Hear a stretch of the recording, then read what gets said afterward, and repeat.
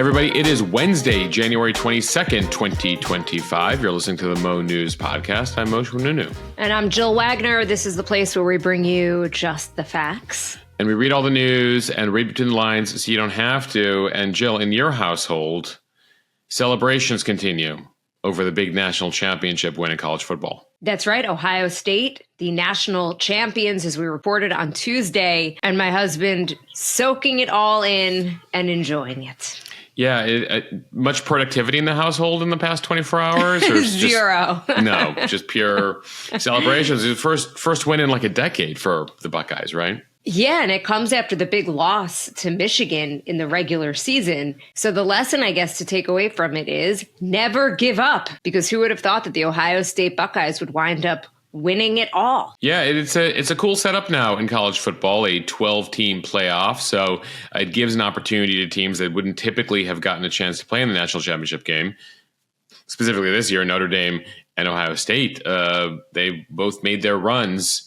And then Ohio State's just lasted a bit longer. So congrats to all the Buckeye fans, including a couple on our team here at Mo News. And good luck to the Fighting Irish, who they haven't won a championship, Jill, since the 80s. But they'll get it one day.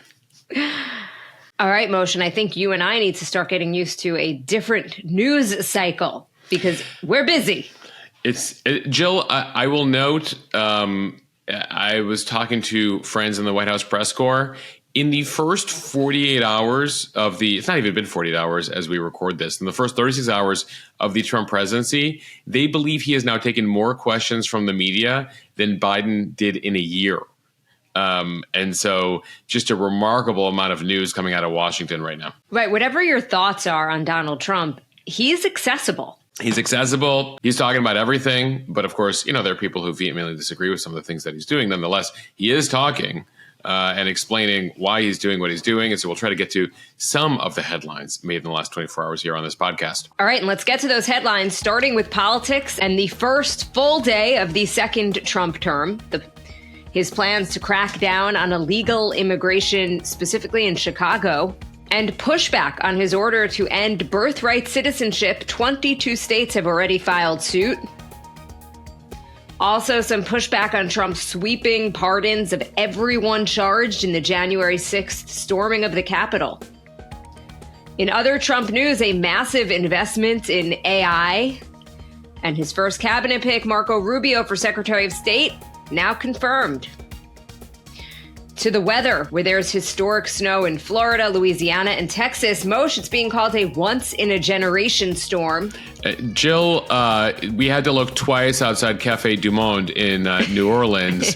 What you thought were streets full of powdered sugar, totally understandable, actual snow there down in NOLA.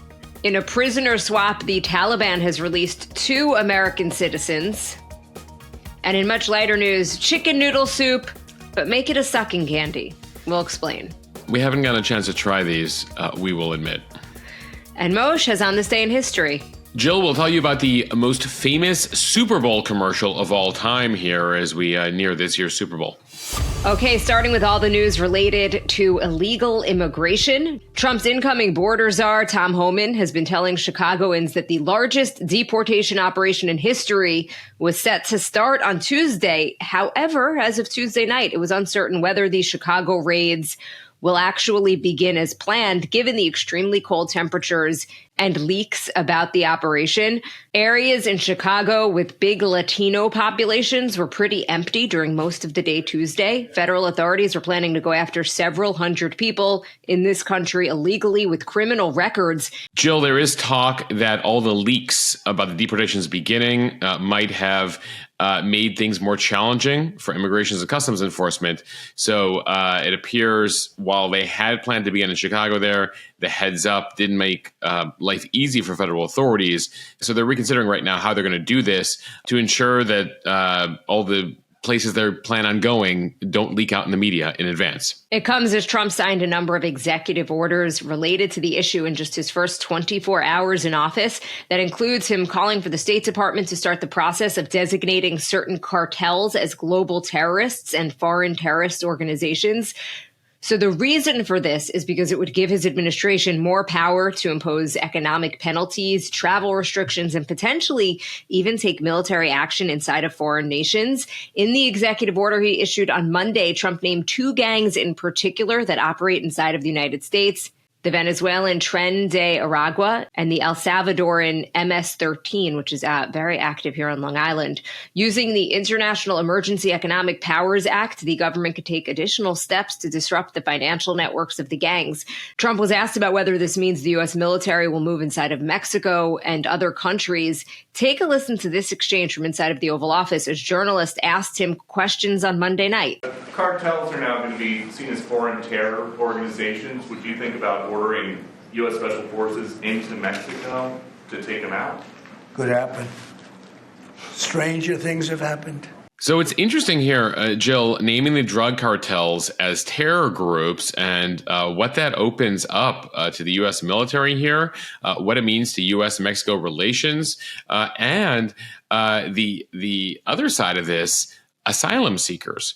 You can now make a claim in the U.S. that you live in an area controlled by a terrorist group and make a claim that you should have a right to seek asylum here in the U.S. So there have been some people internally within the Trump administration who were pushing back on the idea of making drug cartels terror groups, especially with asylum seekers in mind, that there's a downside here to naming the drug cartels as terror groups. Nonetheless, significant move here, putting an MS-13 and other cartels at the rank of an Al-Qaeda or Hamas or ISIS or any other terror group around the world here. It comes as there was just a slew of Trump executive orders in the past day here, including some that involve U.S. procedures here in the country. You mentioned the potential deportation raids in Chicago. Well, there are now new directives from the Trump administration on where raids can happen.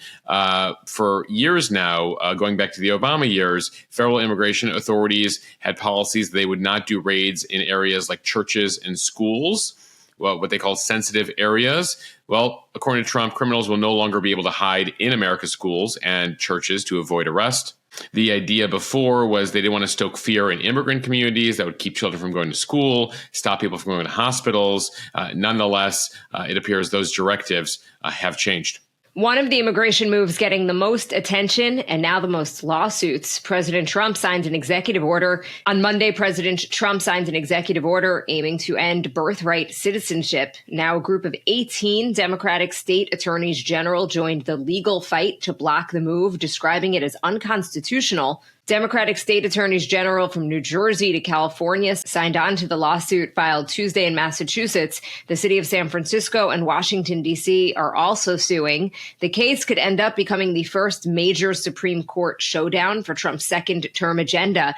In short, Trump is trying to end the fact that any baby born in America is automatically a citizen. The 14th Amendment, which was ratified in 1868 after the Civil War, says that all persons, quote, born or naturalized in the United States and subject to the jurisdiction thereof are automatically citizens. So this language was crafted and added to the Constitution to establish full citizenship rights for Black Americans. But since then, it has been interpreted for more than a century by courts as also granting rights to all children born on U.S. soil, and this is regardless of their parents' immigration status.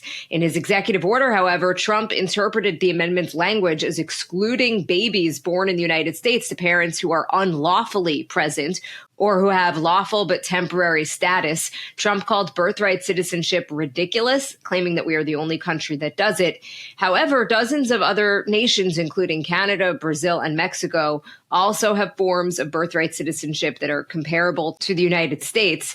On Monday, there was a second legal action against this. The American Civil Liberties Union filed a lawsuit aimed at blocking Trump's order. The executive director there saying denying citizenship to U.S.-born children is not only unconstitutional, it is also a reckless and ruthless repudiation of American values. So this is an experiment here by the Trump administration. Even conservative legal scholars, even those who are sympathetic to Trump, who agree with him overall on the issue, know that this is an uphill fight in the courts. Trump is effectively trying to overturn a constitutional amendment, the 14th Amendment, with a simple executive order. I was watching an appearance by the former Trump Attorney General Bill Barr from his first term over on Fox News, who was like, listen, the executive order sounds great, but doesn't have that much authority. You do need at least Congress to pass a law here, but you potentially need a constitutional amendment given how much jurisprudence, given how many cases the courts have faced related to the 14th Amendment over the course of more than a century here, years of precedent that if you were born here, regardless of your parents' legal status, you are an American. And so that is the interpretation of the 14th Amendment. And you can't just sign an order. Otherwise, you do need Congress to get involved, or even, again, further, an amendment to the Constitution that revises the 14th Amendment. However, at the same time, the Trump order here gets the ball rolling on a national conversation, this is one of his goals, about birthright citizenship that could lead to an eventual constitutional amendment here. Now, amending the Constitution, we've only done it, a few times in American history. It's incredibly challenging. You need a majority of states to sign on. You need Congress, to go through it. That's an option. And so this will be difficult. And Trump sort of acknowledged it in the Oval Office as he was asked about it, as he was going through all of his executive orders. And he had media in the room. And they're like, well, what about this one? What about this one? He's like, we'll see about this one, One of the many things he signed related to immigration. Jill, before we leave the issue, a remarkable moment yesterday in Washington. As part of inauguration festivities, there's a prayer breakfast at the National Cathedral. Trump and Vance and their families, among a number of officials, were there on Tuesday. And that's where there were a number of religious officials who spoke, including a bishop. This is the Right Reverend Marian Edgar Buddy. And she made a point with the president in the room of speaking directly to him, speaking critically of him. We should note that Buddy has been critical of Trump in the past. And so she's a bishop there. And she took the opportunity to say it's incumbent upon us to speak the truth. And I want you, Mr. President, to show mercy to Americans who are scared right now. Those include LGBTQ Americans. She included illegal immigrants in there. Here, take a listen to a bit of what she had to say. There are gay, lesbian, and transgender children in Democratic, Republican, and independent families. Some who fear for their lives.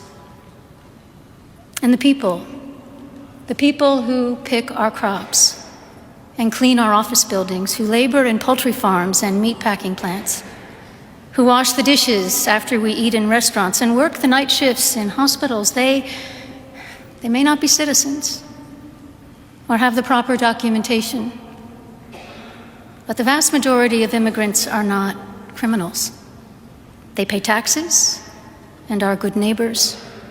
They are faithful members of our churches and mosques, synagogues, wadara, and temples. I ask you to have mercy, Mr. President, on those in our communities whose children fear that their parents will be taken away. Jill, pretty remarkable that this bishop was like, you know what? I'm going to go for it here in the ceremony. A lot of people, if you read the comments, we posted the clip over on Instagram where you see the side-by-side of Trump staring at her in one camera while she speaks. People who are big advocates of hers being like, yeah, I'm so glad she spoke to him. Others who are like, she was completely out of line. That was not something she should have been doing at the prayer breakfast. She was very policy oriented here at a time where she had just been praying for the country. Trump, nonetheless, was asked about it afterwards and told the media as he was walking on White House grounds, he didn't like the service. They need to do better over there at the church. Yeah, they thought this was the easy part, right? You just got to show up. You're not going to really have to deal with the politics at all. Well, yeah, he's at a prayer breakfast. He thought it was just like being, like we're going to pray for the country, we're going to pray for the president, etc.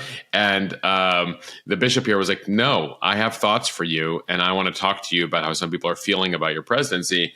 Trump, not one to enjoy, being effectively lectured from the pulpit. Okay, now let's talk about presidential pardons. Both President Trump and President Biden coming under fire for broadly using their unique power to make comprehensive pardons. So we reported on this yesterday, but we want to talk about some of the reaction here. On Monday, then President Biden preemptively pardoned people that he thought would be targeted by the incoming Justice Department, including 5 of his family members. The concern, even from some Democrats, is that this was a massive overreach and sends a very bad precedent for future presidents going forward. Jill, media was running around Capitol Hill yesterday trying to ask Democrats about it, and the repeated phrase from Chuck Schumer and others was, "We're focused on the future. We're focused on the future. We're focused on the future." They did not want to talk about it. Hours later, President Trump entered the Oval Office and pardoned approximately 1,500 individuals convicted for their involvement in the January 6th, 2021 U.S. Capitol attack. So he commuted the sentences of 14 others and directed the Justice Department to dismiss all pending cases related to January 6th. The bottom line, all January 6th defendants had their slate wiped clean by Trump. Moshe, Trump said that he was going to pardon the January 6th rioters, so that wasn't a huge surprise, but it wasn't clear if he would pardon all of them. The thinking was that maybe he would pardon the ones that were charged with nonviolent crimes. But no, this was a blanket pardon for everyone charged with their actions that day, including those who committed violence. So looking here at who got pardoned, more than 100 were convicted of assaulting officers, including Patrick McCahey, who was found guilty during a bench trial of assaulting a Metropolitan Police officer with a dangerous weapon. Robert Scott Palmer, a Florida man who admitted to assaulting officers with a wooden plank and a fire extinguisher. Daniel Caldwell, he pleaded guilty to spraying officers who were guarding the Capitol with pepper spray. The 2 longest sentences were handed to former Proud Boys leader Enrique Tarrio. He was sentenced to 22 years, and Oath Keepers founder Stuart Rhodes, who was serving 18 years. Both are currently free. Tarrio was not actually in Washington on January 6th, but he was convicted of directing the attack remotely. Rhodes was convicted of seditious conspiracy for assembling $20,000 worth of assault weaponry that was intended to be used at the Capitol. Again, both of those men currently out of prison. Pretty remarkable move here. Again, not a surprise. I think the surprise for a number of Republicans on Capitol Hill was they were hoping that some of these guys, literally there's video of them assaulting police officers, beating them up with their own shields. And the hope was that they would distinguish between all of them. But it appeared the priority at the Trump White House was all about just doing this as quickly as possible. And it would have taken a lot of time to go through the various cases, I guess. They didn't do it in advance of his presidency. So they decided to go with this blanket pardon, despite the fact that Trump, talks about, protect the blue. Protecting police officers here. And so Trump was actually asked about this during one of his many media appearances in the first 36 hours here, saying, hey, how does this jive with the fact that, you're all about defending police officers? And he's just like, listen, these people have served their time. There's other people out there who do worse things who don't get prison time. Sort of made it a sort of a what about argument. But nonetheless, he's like, these people have served their time. I have no issue with this. This needed to happen. Nonetheless, media running around Capitol Hill yesterday talking to Republicans, a number of Republican senators disappointed in the lack of discernment here between those who were pardoned for nonviolent offenses and those who were pardoned for violent offenses, basically just wiping them all clean. Lisa Murkowski, Republican senator from Alaska, said, I was disappointed to see this. I do fear the message that is sent to these great men and women that stood by us. Speaking of police officers, you also had Bill Cassidy. He's a Republican senator from Louisiana. He said it's wrong to assault anybody, certainly a police officer. I'm a big back the blue guy. He was disappointed. Josh Hawley, Republican, big Trump guy from Missouri, said that if he were president, he would not have offered pardons to individuals who committed violence, but nonetheless, this was what Trump campaigned on. I could go on here. Tom Tillis, Republican from North Carolina, Susan Collins, Republican from Maine. All of them said, yeah, don't love this, but then they were quick to say, well, remember the Biden pardons of his family? Can we talk about that right now? Many of them just want to look forward here, but a major move among all the various moves Trump is making right now. All right, time for the speed read from CNN. Historic snowfalls burying parts of the Gulf Coast amid dangerous cold as a once-in-a-generation winter storm wreaks havoc on travel in a region wholly unaccustomed to winter weather. On Tuesday, snow fell from southeast Texas through Louisiana and into parts of Mississippi and Alabama, creating treacherous conditions. An area stretching from Houston into southern Louisiana has already recorded widespread 1 to 3 inches of snow. A few areas topped 6 inches. A record amount of snow also hit New Orleans and other cities along the Gulf Coast. Most incredible pictures of people cross-country skiing on Bourbon Street. Yeah, yes. There were attempts for urban skiing along Bourbon Street, a priest and nuns a snowball fight outside a church down there, snowboarding behind a golf cart, sledding down these snow-covered Mississippi River levees on kayaks, cardboard boxes, inflatable alligators. People enjoying themselves with snow in places where they never see this sort of thing. The first ever blizzard warning issued for parts of the Gulf Coast, including southeast Texas, southern Louisiana. Mid-city New Orleans recorded nearly 10 inches of snow as of this recording. Areas of Baton Rouge and New Orleans also got 5 inches of snow. You saw a blanket of snow in places like Houston with 20-degree weather. Schools and airports were closed. They're not equipped down there at Bush International like they would be at O'Hare, LaGuardia, or JFK. The governor of Georgia warning people to stay off the roads because of the onset of snow and ice. Again, it's the South. They're not really prepared for snow and ice. So everyone there, be careful as this thing melts.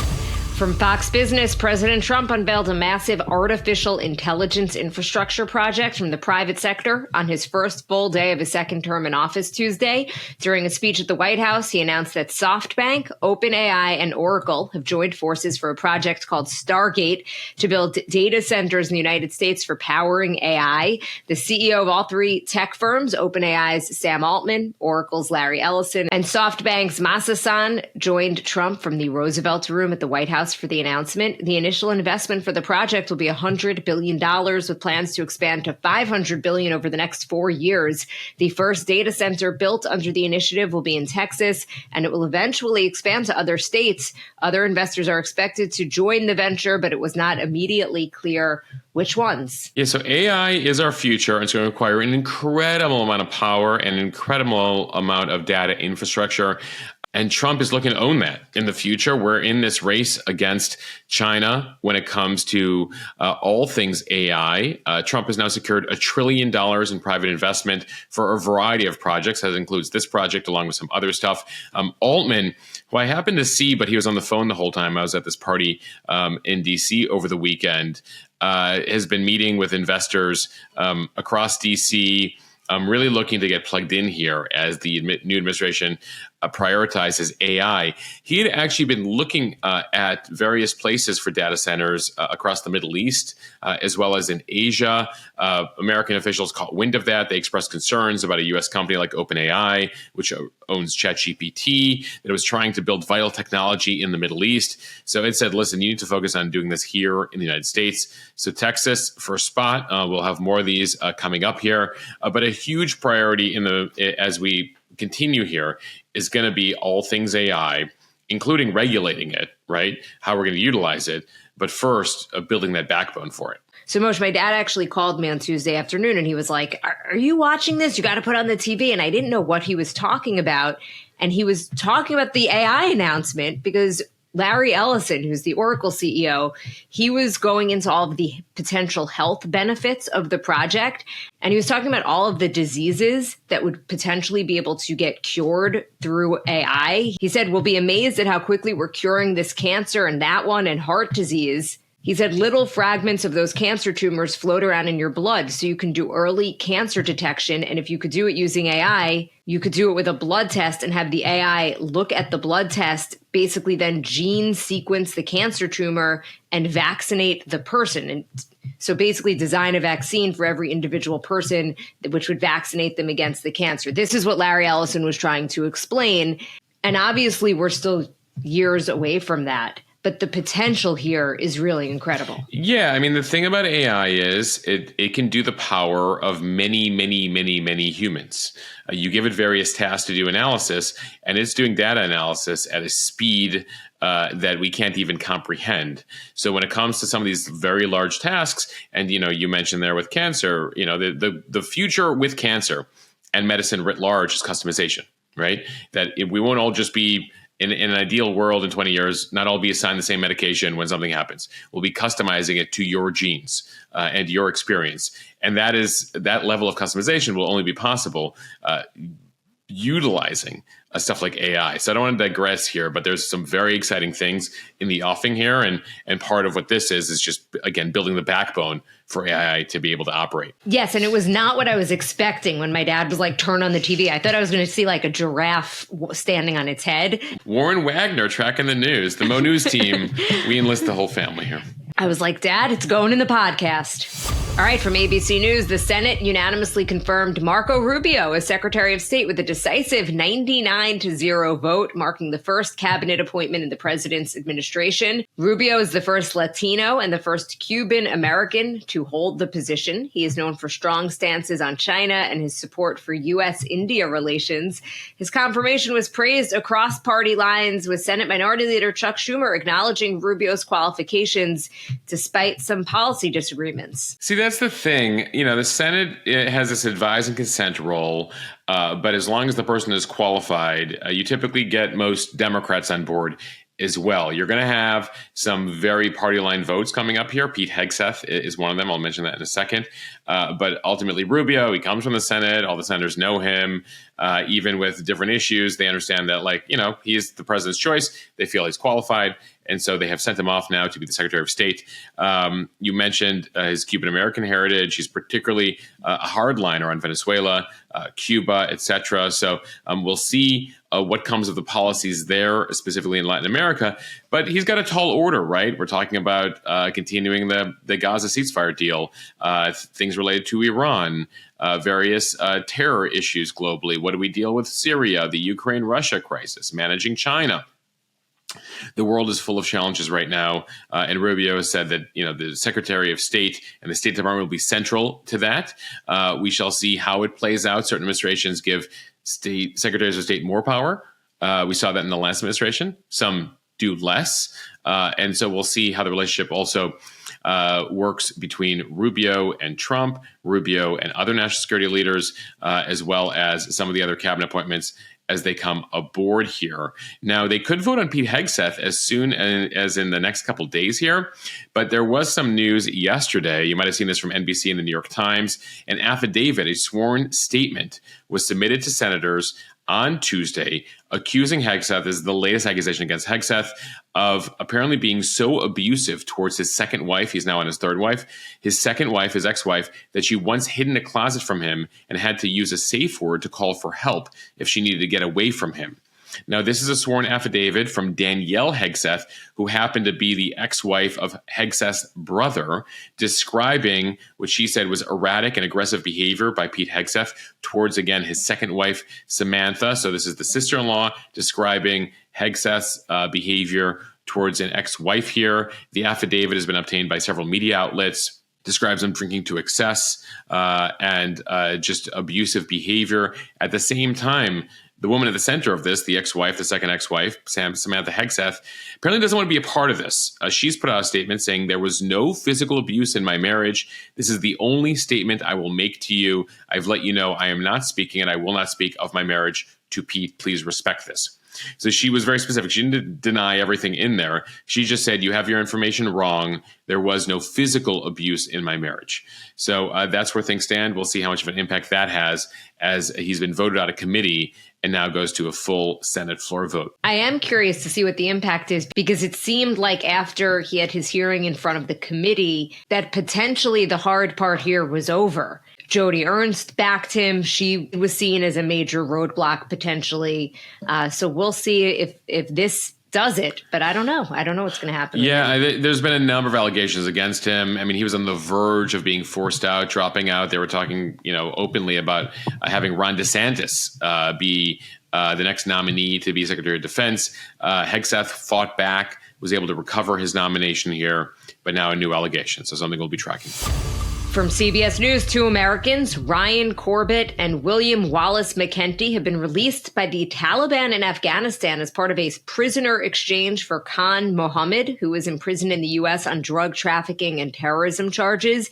The exchange was the result of extensive negotiations over 2 years and occurred just before President Biden's term ended and Donald Trump took office. Corbett had been detained by the Taliban since 2022 during a business trip to Afghanistan. Some of his family and friends follow Mo News and sent us notes talking about their gratitude just on cloud nine here, that he's finally released here as part of this prisoner exchange, which again was mainly negotiated by the Biden team as they were leaving office here. Now, as far as who was traded in exchange for these Americans, the Justice Department referred to Khan Mohammed at the time they arrested him and were convicting him as a violent jihadist and narcotics trafficker who sought to kill U.S. soldiers in Afghanistan using rockets. He is the first person to be convicted in the U.S. on narco-terrorism laws. So apparently a really bad dude here. But nonetheless, a negotiation. And this goes back, all the way back to Trump 1, when we were negotiating the exit deal from Afghanistan. Trump allowed the release of 1,500 Taliban prisoners as part of that deal to get U.S. troops out. So this is not the first deal we've made with them. They aren't presenting an overt threat right now to the U.S. They're sort of just managing their own situation in Afghanistan, though. Terrible treatment of women and other matters in Afghanistan. Nonetheless, this deal is done. But two Americans remain detained in Afghanistan right now. Their names are George Glesman and Mahmoud Habibi. And so we'll see if Trump will negotiate for their release. Okay, and here's something that we could have used last week from USA Today. Progresso unveiled a new innovative way for soup lovers to satisfy their taste buds. And the response was overwhelmingly positive. So last Thursday, the soup company announced the launch of Soup Drops, a chicken noodle soup flavored hard candy drop that resembles a cough drop. The first batch sold out in under an hour. But Progresso posted on Instagram saying, don't worry, there's a fresh batch of soup you could suck on coming your way next Thursday. So that is tomorrow at 9 a.m. Eastern time at progressosoupdrop.com. Progresso saying there will be additional drops every week on Thursday for the rest of the month. It feels like a Netflix situation. Like every Thursday, we're going to drop a new episode. We're going to drop some new soup drops. Very trendy there for Progresso. Apparently the drops taste, we haven't had a chance to try them, Jill. They taste like broth, savory veggies, soft egg noodles with a hint of parsley, according to the company. The drops are packaged in a can that look like a soup can, of course, naturally, with 20 individually wrapped candies in each can. The idea behind it, Progresso says, when you're sick, nothing is truly more reassuring than chicken noodle soup. So we thought, why stop at the soup bowl?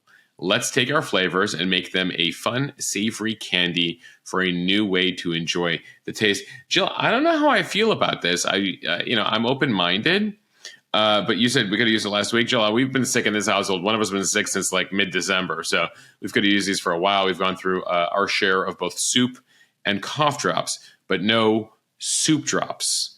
So TBD. I do feel that the whole point of soup when you're not feeling well is that it kind of like warms you up and loosens up anything you've got going on. But I get it. Interesting. I guess instead of like what do they either flavor? Either they'll flavor it like the menthol or maybe a citrus flavor. Why not just go for the soup? Just double down on soup. All forms of soup in drop form, in soup form, in drink form. If anyone works related to Progresso here, we'll send us a message, and we'll give you our address, and then Jill and I will try them live on the podcast. Moshe, at this rate, one of us will be sick like next week. Yeah, exactly. So we need them. Send them over. The groundhog hasn't even made its appearance yet. Like winter's going to be lasting a while. All right, now time for On This Day in History. In 1984, on this day, 41 years ago. Can that be right, Jill? Was 1984 41 years ago? Yikes. Not in my book. No way. Jill says this was 20 years ago. On this day in 1984, Super Bowl 18 audiences see a commercial that is now widely agreed to be one of the most powerful and effective of all time.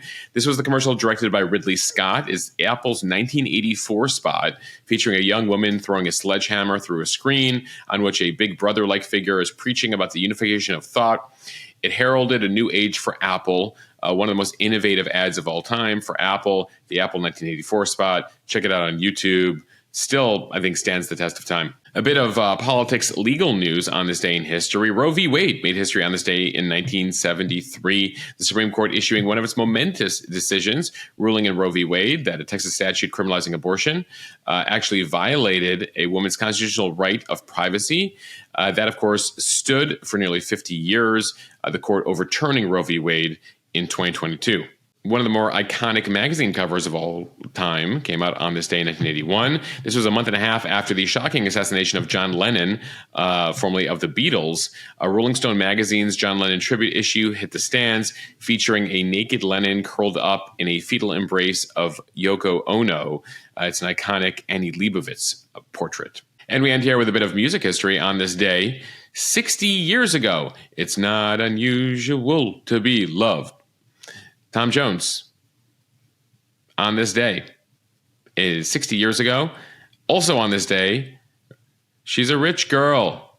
Moshe, I think I have mentioned this on the podcast before, but there is a great cover of Rich Girl from Lake Street Dive. Highly recommend for anyone who likes that song. It's not she's a rich girl. You're a rich girl, and you've gone too far. Did I say she's a rich girl? No, I said it. Okay. Because you know it don't matter anyway. Well, but the lyrics mattered as far as I was concerned. I wanted you guys to know that I will correct myself on Hall & Oates lyrics. Adele made some history on this day in 2012, more recently, breaking an American chart record that was held previously by the Beatles and Pink Floyd. This is when her album, 21, went number one for 16 weeks. Hello. You're a rich girl. It's not unusual. Hello. Some iconic songs on this day. And now we need Goodbye. Yes. Which doesn't have the same say power. Hello, and I say goodbye. Hey, listen, we had Lennon in the We did have the Beatles. So. All right, guys. Thank you for listening to the Mo News Podcast. If you like what you hear, please share this with your friends. It'll help us grow. Follow us and subscribe so you don't miss an episode, and review us in the App Store. See everyone tomorrow.